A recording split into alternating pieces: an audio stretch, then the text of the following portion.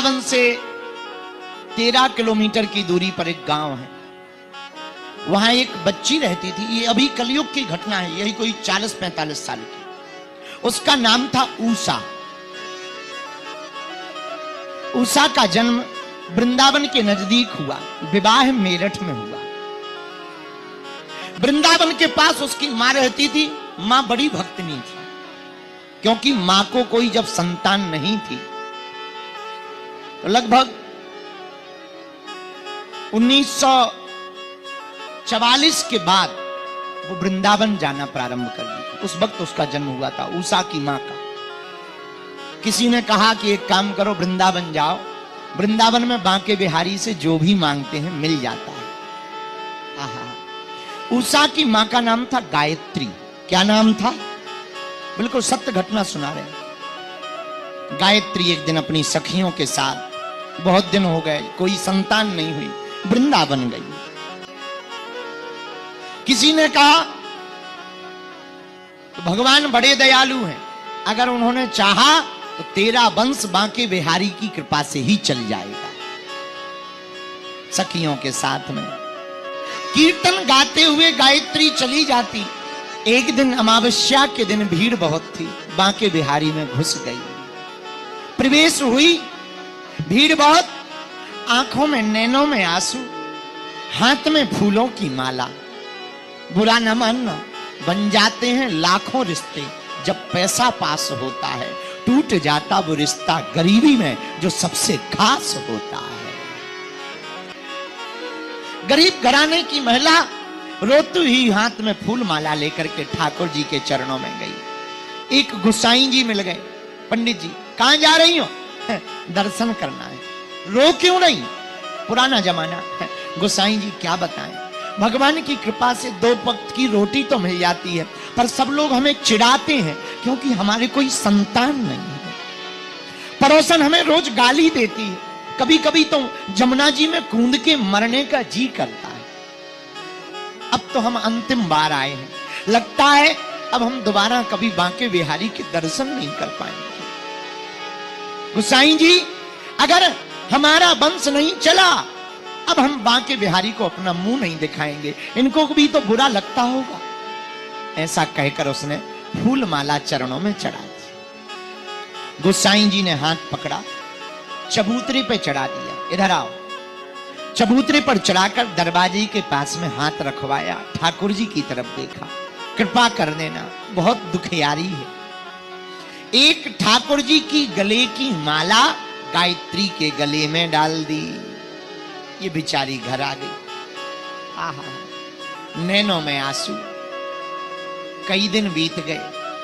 एक दिन इसने सपना देखा, एक छोटी सी बच्ची, एक छोटी सी किशोरी इसके आंगन में खेल रही है और कभी लड्डू मंगाती, कभी रोटी मंगाती, कभी भोजन मंगाती। सुबह उठ करके पति को अपना सपना सुनाया। अरे तुम्हें पता है, आज सपने में कोई बड़ी प्यारी सी छोटी सी बच्ची आई है। पति भी ठाकुर भक्त था। लगता है श्री किशोरी जी आई थी। और भगवान की ऐसी कृपा हुई कि 11 महीने के बाद इनके घर पर एक बेटी का जन्म हो गया। गदगद होकर के गायत्री ने गोद में लिया, 2 महीने की बच्ची को, लाली को गोद में लिया और बांके बिहारी के चरणों में गई। फूल ही नहीं समा रही, सखियों को साथ लिए और आज तो नाचते हुए जा रही है। मन में एकदम प्रसन्नता है। जाकर के बांके बिहारी के चरणों में रख दिया। ढूंढने लगी वो गोसाई जी कहां गए। एक मिनट की मुलाकात थी पिछले साल की, चेहरा भूल गई। तब तक आवाज लगी, ए माता आगे बढ़ जा। पहचान गई, ये वही गोस्वामी जी है। नाम क्या है आपका गोसाई जी? माता हमारे नाम को जानकर क्या करोगी? हम तो बांके बिहारी जी के ही चेला हैं, उनके ही दास हैं। हमारा नाम तो शरण बिहारी गोस्वामी है। ओहो महाराज जय हो। महाराज आपने पहचाना? अरे तुम वही हो जो पिछले साल रो रही थी। हाँ महाराज, आपकी कृपा हो गई और आपकी कृपा से हमारे घर पर श्री किशोरी जी आ गई हैं। गोद में दे दिया। पटकी उड़ाई गोस्वामी जी ने, वापस विदा कर दिया, जाओ घर। भगवान की बड़ी कृपा, गोस्वामी जी ने बिहारी जी की तरफ देखकर कहा, अरे बड़े छलिया हो, पिछली साल रो रही थी, आज देखो कितनी हंस रही, ठीक कृपा कर दी, ऐसी दया करते रहना। भगवान को धन्यवाद दिया। समय बीत गया, गायत्री की बेटी, उसका नाम उषा रखा। उषा बड़ी हो गई, गरीब परिवार की बिटिया, उसका विवाह मेरठ में किया गया। पर मेरठ वाले जहां विवाह हुआ वो बड़े लालची निकले। 10,000 रुपया, उस जमाने में बहुत होते थे, 10,000 रुपया का दहेज मांगा। बड़ी मुश्किल से उधार उठाकर उषा के पिता ने, गायत्री के पति ने 10,000 रुपया दिए। उषा जब बच्ची थी तो एक दिन 5-6 साल की हुई तो पिता से बोली, पिता आज रक्षाबंधन है, सब लोग अपने अपने भाइयों को राखी बांधते हैं, क्या हमारा भाई नहीं है? हम राखी किसको बांधें? मां की आंखों में आंसू आ गए। गायत्री बोली, बेटी तुम्हारा भाई है तो पर थोड़ा दूर रहता है। कहां? 13 किलोमीटर दूर वृंदावन में रहता है। नाम क्या है? बांके बिहारी। श्री बांके बिहारी को ही भाई बना लिया। हर साल राखी बांधने जाती है। विवाह मेरठ हो गया। रक्षाबंधन का दिन आया तो उषा ने अपने पति से कहा कि मैं हर साल अपने भाई बांके बिहारी को राखी बांधने जाती हूँ, इस साल भी तुम चलो। पति ने डांट लगा दी। बड़े कंजूस लोग थे, बेपिजूली का बना रखा, बांके बिहारी बांके बिहारी। क्या बांके बिहारी? जाएंगे 100 रुपया खर्चा हो जाएगा, क्या तुम्हारा भाई बांके बिहारी 100 रुपया दे देंगे? ऐसा डांट कर पत्नी को चुप करा दिया। उषा चुप हो गई, पर उसका जी नहीं लग रहा था। बार बार आंखों में आंसू भरती और रोती। रक्षाबंधन की सुबह हुई, बाकी ननंदें आ गईं। ननंद आकर के राखी बांध रही। उषा कोने में बैठकर बिहारी जी की छवि को देखकर कहती, गोविंद आज हम नहीं आ पाए, तुम्हारे हाथों की कलाई सूनी होगी। वैसे तो बहुत बहनें आई होंगी, पर हमारे लिए तो तुम ही एक अकेले भाई हो। पता नहीं किसी ने राखी बांधी भी होगी कि नहीं, क्या बताएं।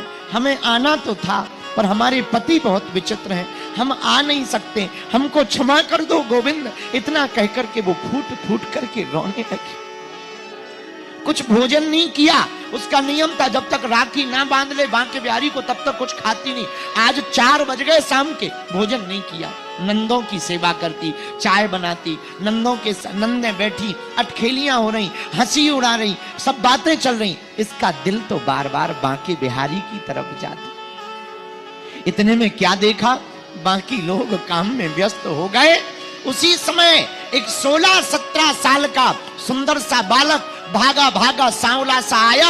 अरे बहन, मुझको भूख बड़ी जोर से लगी है, जरा रसोई से भोजन तो ला दे। इसकी मति मारी गई, ये पहचान नहीं पाई। इसे लगा कोई होगा, गांव में आया होगा रिश्तेदार। तो इसने बहन कहा है, भैया तुमने हमें बहन कहा, हमारी आदत है कि हम जब तक राखी नहीं बांध लेते भोजन नहीं करते। एक काम करो, मैं पहले राखी लाती हूँ, राखी बंधवा लो, फिर भोजन कर लो। राखी लाई, राखी बांधी। वो चितवन को देखा, वो नेत्रों को देखा, वो सांवले स्वरूप को देखा, वो मधुर मुस्कान को देखा, देखकर गदगद हो गई। ऐसे ही मेरा भैया बांके बिहारी है। भैया कहाँ के हो तुम? झूठ मूठ का परिचय पता लगा। अंदर गई, हम अभी भोजन की थाली ला रहे हैं, रुको। जैसे ही अंदर से थाली लेकर आई, वो बालक गायब हो गया।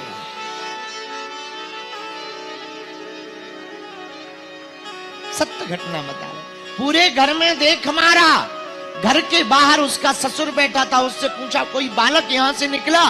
ससुर बोले ना तो कोई अंदर आया है न कोई गया है। ये समझ गई और कोई नहीं, हमारे बांके बिहारी ही राखी बंधवाने के लिए हमारे घर आ गए हैं।